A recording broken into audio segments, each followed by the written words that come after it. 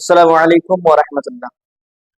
ناظرین کرام، اس سے قبل ہم بیان کیے وفات سے پہلے کے مسائل، یعنی وفات سے پہلے، موت سے پہلے کیا کیا کرنی چاہیے اور کیا کیا کرنا بہت ضروری ہے، اس کے بارے میں ہم بیان کر چکے ہیں۔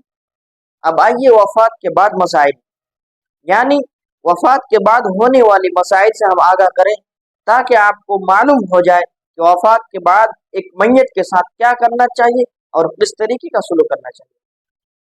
ناظرین کرام، سب سے پہلے آپ وفات کے بعد، یعنی اگر کوئی شخص مر جائے تو قریب الموت کے لیے جو شخص اس کے پاس حاضر ہو، جو شخص بیٹھے ہو، اس کے لیے ضروری ہے کہ وہ اس کی آنکھ کو بند کر دیا کرے، کیونکہ نظر روح کا پیچھا کرتی ہے۔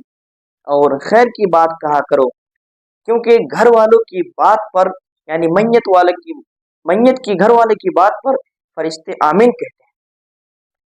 تو ناظرین کرام، یہاں پہ دو مسئلہ ثابت ہوا۔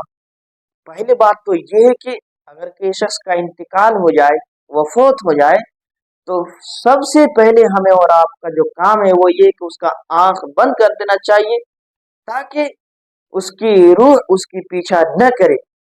اور دوسری جو اہم بات ہے وہ یہ ہے کہ خیر کی بات کہتے رہنا چاہیے، خیر کی بات بولتے رہنا چاہیے، کیونکہ ہر بات پر آمین کہا جاتا ہے۔ اسی لیے میت کے پاس بیٹھے رہیں تو کوئی لغو بات، کوئی بےہودگی بات نہ کہیں، بلکہ خیر کی بات کہیں تاکہ اس کو فائدہ حاصل ہو۔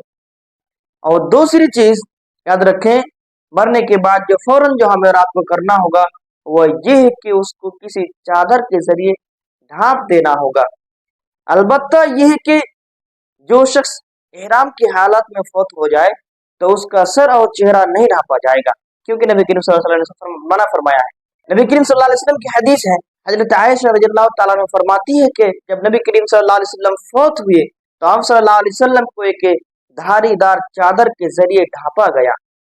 تو یہ حدیث اس بات کی دلیل ہے کہ فوت ہو جانے کے بعد میت کو ایک چادر کے ذریعے ہم اس کو ڈھانپ سکتے ہیں، ڈھانپنا جائز ہے، الا یہ کہ جو احرام کی حالت میں فوت ہو جائے اس کا سر اور چہرہ نہیں ڈھانپا جائے گا۔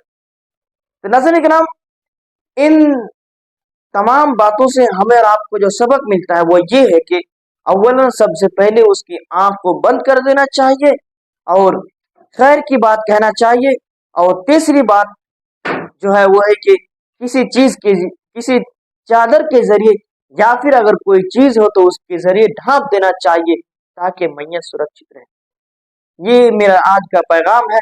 بس آپ سے گزارش ہے کہ ان تمام باتوں پر عمل کریں، خاص کر کے قریب الموت کے لیے جو شخص قریب الموت کے پاس بیٹھے ہو، حاضر ہو، اس کے لیے ان تمام باتوں پر عمل کرنا ضروری ہے۔